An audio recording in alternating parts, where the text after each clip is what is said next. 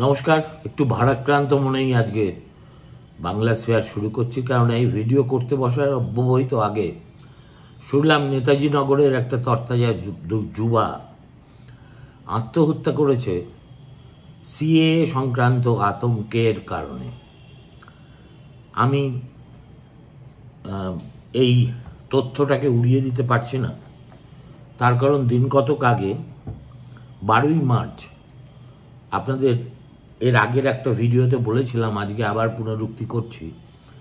আমার কাছে একটি বাচ্চা মেয়ে, তার নাম প্রিয়াঙ্কা চৌধুরী, সে একই রকম বিভ্রান্তির শিকার হয়ে আমাকে একটা মেসেজ পাঠিয়েছিল। আমি হুবহু আপনাদের সেই মেসেজটি পড়ে শোনাচ্ছি। দাদা, আমি আপনার একজন নিয়মিত শ্রোতা, বাংলা স্ফেয়ারের। শুনতে শুনতে একটা ভরসার জায়গা তৈরি হয়েছে, থ্যাংক ইউ। তাই আপনাকে জিজ্ঞেস করছি, আমার বাবার জন্যে ইন্ডিয়াতে, বাবার জন্ম ইন্ডিয়াতে, কিন্তু দাদু বাংলাদেশ থেকে এসেছিলেন। তিনি এখন আর নেই, রেলে চাকরিও করতেন। আমার প্রশ্ন, আমার বাবা বা বাবা ছাড়াও আমরা যাদের আধার, প্যান, ভোটার কার্ড, পাসপোর্ট আছে, তাদেরও কি অ্যাপ্লাই করতে হবে? প্লিজ একটু রিপ্লাই করবেন। আমার জবাব দিতে একটু দেরি হয়ে গিয়েছিল, সেটা স্বাভাবিক আলস্যের কারণে। মেয়েটি দেখলাম আবার আমাকে পরের দিন সকালবেলা মেসেজ করেছে, এবার ইংরেজিতে, can you please clarify my query. তখন আমি দেখলাম যে এই মেয়েটি তো সত্যিই বিপন্ন বোধ করছে।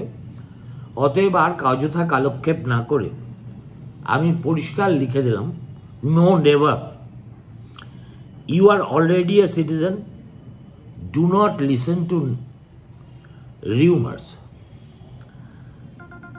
ও জবাবে লিখলো, থ্যাংক ইউ সো মাচ। তারপরে আমি ওকে এটাও জানিয়ে দিলাম, I spoke of you in my video today without taking your name. মেয়েটি এত ভদ্র, সে আবার সঙ্গে সঙ্গে জবাব দিল, স্যার আমি শুনেছি, বুঝতেও পেরেছি, thanks for discussing this issue. আমি নিয়মিত উইদাউট ফেল আপনার চ্যানেল শুনবো।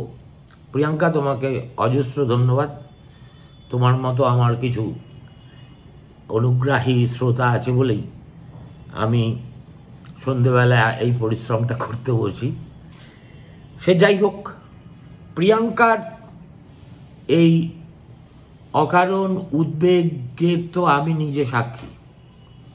অতএব কোনো যুবক যদি একটা অনুরূপ আতঙ্কে ভুগতে থাকে এবং তার ফলস্বরূপ দিশাহীন বোধ করে, চরম অসহায় বোধ করে আত্মহত্যার পথ বেছে নেয়, তাহলে আমি সেটাকে কিছুতেই অগ্রাহ্য করতে পারি না, এবং মানুষ হিসেবে সে কাজ করা আমি মনে করি ঘোরতর অন্যায় কাজ হবে। দেখুন, এখন এই ছেলেটির যে সমস্যা, সেটা সামান্য একটু টেলিভিশনের খবর দেখেই আমি বুঝলাম এটা এসেনশিয়ালি একটা প্যারানয়া। এই প্যারানয়া কেন তার সেই অ্যাংজাইটি? হয়তো এই সিএ সংক্রান্ত গুলিয়ে দেওয়া বিতর্ক, এই রাজনীতিবিদ নামক শকুনদের এ নিয়ে পরস্পরের মধ্যে অযথা কাজিয়া করা, এইটাই তার সেই প্যারানয়াকে ট্রিগার করতে হয়তো হেল্প করেছে। হয়তো ছেলেটিকে নিয়ে তার অভিভাবক, শুনলাম তার অভিভাবক একজন মাসি, মা হারা ছেলে, বাবা বেঁচে আছেন, নিয়ে যদি মনোবিদের কাছে যাওয়া যেত এবং তাকে এই প্যারানয়া থেকে মুক্ত করার জন্য একজন প্রফেশনাল সাইকিয়াট্রিস্টের সাহায্য নেওয়া যেত, তাহলে হয়তো ছেলেটি এভাবে বিঘরে প্রাণ দিত না। আমার কথা হচ্ছে যে এর চাইতে দুর্ভাগ্যজনক আর কিছুই হতে পারে না। আমি বুঝতে পারলাম না কেন তার পরিবারের লোকেরা তাকে বোঝালেন না যে দেখ, তোর ভারতবর্ষে জন্ম, কলকাতার চিত্তরঞ্জন হসপিটালে জন্ম হয়েছে বলে তার মাসি বলছে, তোর বাবার জন্ম এখানে, সুতরাং এগুলো অযথা এইসব নিয়ে ভাবনা চিন্তা না করে তুই বরঞ্চ সামনের দিকে দেখ। কেউ তোকে নাগরিকত্বের আবেদন করতে বলবেও না, আর বলেও যদি, তাহলে তাতে কর্ণপাত করার কোনো উপায় নেই। তাহলে এইরকম একটা পরিস্থিতি সহসা বাংলার আকাশে বাতাসে তৈরি হলো কেন? দেখুন, তৈরি হলো প্রধানত একদিকে এই ঠাকুরনগরের মতুয়া ঠাকুরবাড়ির একাংশের অর্বাচীন, পৈশাচিক, অনর্থক আনন্দের কারণে, এবং সেটা দেখে মতুয়া ভোট হাতছাড়া হয়ে যাবে এটা বুঝতে পেরে ডেলিবারেটলি, পরিকল্পিতভাবে মমতা বন্দ্যোপাধ্যায় এবং তার দলের সাঙ্গপাঙ্গরা সম্পূর্ণ অসত্য কথা বলে মানুষের মনে ভীতির সঞ্চার করলেন। অর্থাৎ একদিকে অকারণ উচ্ছ্বাস আর অন্যদিকে সম্পূর্ণ অমূলক মতলবী ভীতি। এই দুয়ের মধ্যে হয়তো আজকে হারিয়ে যাওয়া ছেলেটি বা আমাকে মেসেজ পাঠানো প্রিয়াঙ্কা, এদের মতো হয়তো আরও বেশ কিছু ছেলেপিলে আছে। আমাদের রাজনীতিবিদদের কাজ হলো যে যার মতো করে ওই ভোট বাবাজির কথা ভেবে শুধু আবেগকে হয় উস্কে দাও, না হয় ভয় দেখাও, এর বাইরে তারা কিছু করতে পারে না। আজকে দেখলাম তৃণমূলের ওই এলাকার কাউন্সিলর হবেন ভদ্রলোক, অরূপ চক্রবর্তী না কি নাম, মাঝে মাঝে তাকে আমি সুমনদের প্রোগ্রামে বসতে দেখি, সুন্দর কথাবার্তা বলেন। আমার তো ছেলেটাকে দেখে মনে হয় না যে এ ঠিক আগমার্কা তৃণমূলী। আজকে শুনলাম সে খুব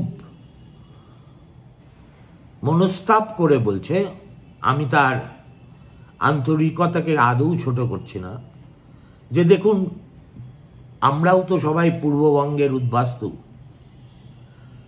অতএব উদ্বাস্তু কলোনিতে থাকি, সুতরাং আমি এই ছেলেটির আতঙ্ক বুঝতে পারি। এই যে উনি কাঁচা একটা খেললেন, পাল্টা তাকে কেউ জিজ্ঞেস করবে কি না আমি জানি না, কেননা আজকালকার মিডিয়ার লোকজন লেখাপড়ার ধার ধারে না তো, ফলে তারা কেউ আসল প্রশ্নটি না করে যে যা বলে ঝগড়া করার জন্য সেটা চুপচাপ শুনে নিয়ে আর ঘন্টি বাজিয়ে একটু দেহের অঙ্গভঙ্গি করে তাদের দায়িত্ব পালন করে। আমি অরূপবাবুর কাছে একটা প্রশ্ন রাখতে চাই, আপনি কি জানেন যে আপনাদের মতো ব্রাহ্মণ এবং এই যে চতুর্বর্ণের যে হিন্দুরা একদা পূর্ববঙ্গে ছিল, তাদের কাছে এই মতুয়া সম্প্রদায় যারা এ নিয়ে উৎসব করছেন, তারা কতখানি অন্তজ, কতখানি সমাজ বহির্ভূত, কতখানি উৎপীড়িত হতো তার খবর কি রাখেন? শুধু উদ্বাস্তু হলেই তো চলে না, উদ্বাস্তুদের ইতিহাসও তো একটু জানতে হয়। উদ্বাস্তু আপনিও যেমন, আমিও তেমনি। আপনার টাইটেল চক্রবর্তী, আমার টাইটেল চট্টোপাধ্যায়, কিন্তু আমার এই কথা স্বীকার করতে বিন্দুমাত্র কুণ্ঠা নেই যে আমার পূর্বপুরুষেরা যখন ফরিদপুরে থাকতেন তখন তারাও এই নমশূদ্রদের চণ্ডাল বলে মনে করতেন এবং তাদের ছায়া মারানো পাপ বলে মনে করতেন। তার থেকেই এই যে একটা বিচ্ছিন্নতা বোধ, সেই বিচ্ছিন্নতা বোধ থেকেই কিন্তু নমশূদ্ররা ধীরে ধীরে নিজেদেরকে প্রথমে একটা আলাদা ধর্মে রূপান্তরিত করেছে, যার নাম দিয়েছে মতুয়া। টেকচাঁদ ঠাকুর, তারপরে প্রমথনাথ ইত্যাদিদের নেতৃত্বে তারা সংগঠিত হয়েছে।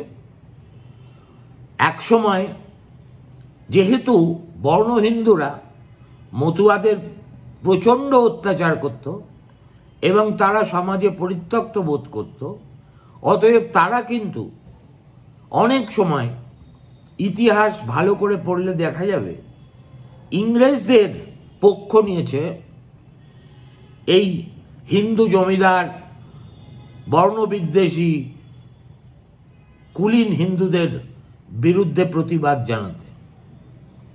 আপনারা কতজন জানেন যেদের একজন প্রতিনিধি যোগেন মণ্ডল, তিনি দেশভাগের পরে পাকিস্তান কনস্টিটিউয়েন্ট অ্যাসেম্বলির সদস্য ছিলেন এবং অল্পকালের জন্য মন্ত্রীও হয়েছিলেন। কিন্তু মুসলিম প্রধান বাংলাদেশ অথবা পাকিস্তানে তাদের হাল ফিরবে না, এটা বুঝতে পেরে সেই তখন থেকেই ধীরে ধীরে ধীরে ধীরে ধীরে ধীরে এই নমশূদ্ররা ভারতবর্ষের বহু জায়গায় ছড়িয়ে পড়েন। প্রথমেই তারা কিন্তু পশ্চিমবঙ্গে আসেননি, তারা কেউ মহারাষ্ট্রে গেছিলেন, দিল্লি গেছিলেন, দণ্ডকারণ্যে গেছিলেন। তারপরে এই প্রমথবাবু, তিনি 1947 সালের পরে এই বাংলায় এসে সীমান্তবর্তী এলাকায় মতুয়াদের জন্য একটি জনপদ তৈরি করেন, তার নাম ঠাকুরনগর। এবং সেই জনপদের টানে ধীরে ধীরে ভারতবর্ষের বিভিন্ন জায়গায় ছড়িয়ে ছিটিয়ে থাকা এই মতুয়া সম্প্রদায়ের মানুষজন তারা পশ্চিমবঙ্গে আসেন এবং আজকে তারা এমন একটা জনগোষ্ঠী যেটা ভোটের কারবারি শকুন রাজনীতিকদের কাছে একটা ভোট ব্যাংক ছাড়া আর কিছুই নয়। আমার কথা হচ্ছে, নমশূদ্রদের জন্য কোন সরকার এমন কি জনকল্যাণমূলক ব্যবস্থা নিয়েছে? কেউ তো নেয় না। তারা সবাই ধাওয়া করে ঠাকুরনগরে ওই বড় মা আর তার প্রয়াত স্বামী টেকচাঁদ ঠাকুর, এদেরকে সালাম ঠুকে, নমস্কার ঠুকে, এবং যেহেতু তাদের একটা মতুয়া সমাজের উপর প্রভাব আছে, অতএব তাদেরকে ভজনা করলেই মতুয়া সেবা হয়ে যায়। এটাই হচ্ছে পশ্চিমবঙ্গের প্রচলিত বাম ডান হলুদ সবুজ সবার পলিটিক্সের মূল লক্ষ্য। ঠিক যে কারণে মমতা বন্দ্যোপাধ্যায় ইমামদের ভাতা দেন, ঠিক সেই কারণেই তিনি ওই তল্লাটে গেলে এমন ভাব দেখান যেন ঠাকুরনগরের এই মন্দির তার কাছে কালীঘাটের মন্দিরের মতোই পবিত্র। একেবারে বাজে কথা। অবশ্য মমতা বন্দ্যোপাধ্যায়ের কাছ থেকে ইতিহাস, ভূগোল, ধর্মের ব্যাপার, নমশূদ্রদের বঞ্চিত হওয়ার কাহিনী ইত্যাদি আমরা প্রত্যাশা করি না। কিন্তু মুশকিল হচ্ছে, এই একটি পরিবারের লোকেরা এখন তাদের জনগোষ্ঠীকে নিয়ে একটা বাণিজ্যের বসতি খুলে বসেছেন। কেউ গেছেন তৃণমূলের দিকে, কেউ গেছেন বিজেপির দিকে। কল্পনা করতে পারেন, এই মতুয়া সম্প্রদায়ের এক তরুণ প্রতিনিধি শান্তনু ঠাকুর, তিনি কতটা অর্বাচীন হলে প্রকাশ্যে কথা বলতে পারেন যে আমি নিজেই এই সিএএ-তে অ্যাপ্লাই করব, যদিও আমি জানি যে আমি ভারতবর্ষের নাগরিক, কেননা আমার ঠাকুরদাই ভারতবর্ষের নাগরিক হয়েছিলেন। আরে বাবা, দেশের একজন কেন্দ্রীয় মন্ত্রী যিনি ভারতবর্ষের নাগরিক কিনা তা নিয়ে কোনো প্রশ্ন পৃথিবীর কেউ করতে পারে না, তিনি বলছেন আমি একটা সিম্বলিক জেস্টার দেখাবো। আপনি কে? আপনি কি মতুয়াদের গান্ধীজি? যে সল্ট সত্যাগ্রহ মতো যেভাবে গান্ধী অতখানি দান্ডি মাঠ হেঁটে সমুদ্র থেকে এক মুঠো লবণ তুলে নিয়েছিলেন, আপনি সেই ধরনের সিম্বলিজম করতে চান? মানে আপনাকে যাতে পরের বারও আপনার এই ক্যাপটিভ ভোটাররা জিতিয়ে দিল্লিতে পাঠায় সেটা নিশ্চিত করার জন্য মানুষকে এত বোকা ভাবেন? বিষয়টা হচ্ছে, আর ঠিক every action has equal and opposite reaction. যে মুহূর্তে সিএ রুল চালু হয়ে গেল, অমনি মমতা বন্দ্যোপাধ্যায় যে খেলায় তিনি সিদ্ধহস্ত, অর্থাৎ ভয়ের আবহ তৈরি করো, ভয়ের আবহ তৈরি করো, ভয়ের আবহ তৈরি করে কখনো মুসলিমদের, কখনো মতুয়াদের, কখনো জঙ্গলমহলের আদিবাসীদের বোঝানোর চেষ্টা করো যে আমিই হচ্ছি তোমাদের একমাত্র রক্ষাকর্তা, একমাত্র রক্ষাকর্ত্রী, তোমাদের উপর কোনো আঘাত এলে আমি জীবন দিয়ে সেটা প্রতিরোধ করব। এ একেবারে চিতপুরি যাত্রাপালার ঢঙে, শ্রীমতী ভয়ঙ্করী যাত্রাপালার নামে যদি হতো, তাহলে যে ধরনের ডায়লগ আমরা শুনতাম, মমতা বন্দ্যোপাধ্যায়ের মুখেও আমরা এই ধরনের ডায়লগ শুনতেই অভ্যস্ত হতে হতে হতে হতে হতে হতে ব্যাপারটা এখন একটা গা সওয়া হয়ে গিয়েছে। কিন্তু আজকে তিনি যে কাজটা করলেন, অর্থাৎ একটি বিভ্রান্ত মানসিক অবসাদ বা উৎকণ্ঠায় ভোগা যুবার মৃতদেহকে তিনি রাজনীতির দাহ্য বস্তু হিসেবে ব্যবহার করা শুরু করলেন। অরূপ চক্রবর্তী, স্থানীয় কাউন্সিলর, তিনি এ সম্পর্কে যা বলছেন বলুন।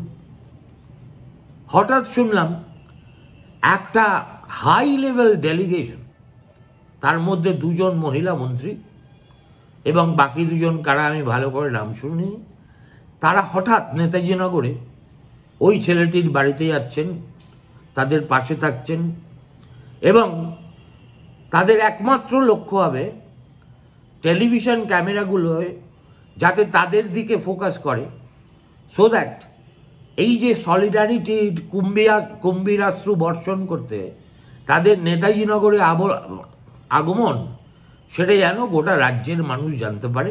আর রাজ্যের মানুষ যদি জানতে নাও পারে, অন্তত কালীঘাটে বসে দিদি এবং কোথাও না কোথাও থাকা সেনাপতির চোখে যেন আমরা পড়ে যাই। এর বাইরে তো আর কিচ্ছু করার নেই, এবং আপনারা কিছু করবেনও না, কেননা এটা আপনাদের আয়ত্তাধীনও নয়, বোধগম্যতার মধ্যেও নয়, আপনারা কোনো সলিউশন করবেনও না। যদি সত্যিই আপনারা আর্ত মানুষকে, বিপন্ন মানুষকে বোঝানোর কোনো ব্যবস্থা করতেন, যে বোঝানোর মধ্যে কোনো রাজনীতির বোটকা গন্ধ নেই, দূরভিসন্ধির কোনো চিহ্নমাত্র নেই, তাহলে আপনারা সিএ ঘোষিত হওয়ার ইমিডিয়েটলি পরে সরকারের তরফ থেকে বা দলের তরফ থেকে বিভ্রান্ত মানুষদের জন্য একটা কাউন্সেলিংয়ের ব্যবস্থা করলেন না কেন? ভোট কুড়োনোর জন্য তো দিদিকে বলো, দাদাকে বলো, সেনাপতিকে বলো, নায়িকাকে বলো, খলনায়িকাকে বলো, যত রকম কর্মসূচি আছে আপনারা নিতে পারেন। আর এই যে বিভ্রান্ত ইয়াং ছেলে মেয়েগুলো, যারা বাঙাল বাড়ির ছেলে মেয়ে, কিন্তু কোনো কারণে এই ধরনের মতলবী প্রচারের মাঝখানে পড়ে নিজেদের বিভ্রান্ত বোধ করছে, তাদের একটা কাজের কাজ করার মতো কিছু করেছেন কি? ঠাকুরনগরে গিয়ে কোনো একটা কাউন্সেলিং সেন্টার করেছেন কি?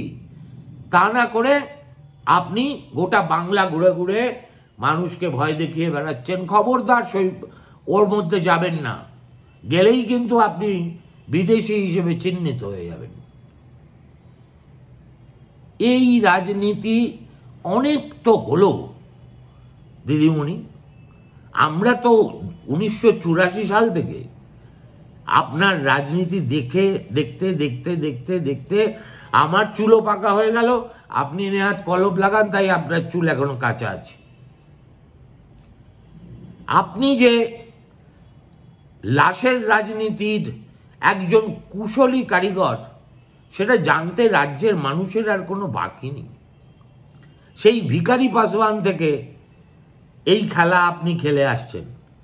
এই সেদিন পর্যন্ত যখন ওড়িশাতে একটা মর্মান্তিক দুর্ঘটনা ঘটল, তখনও আপনি মোটিভ ইম্পিউট করেছিলেন।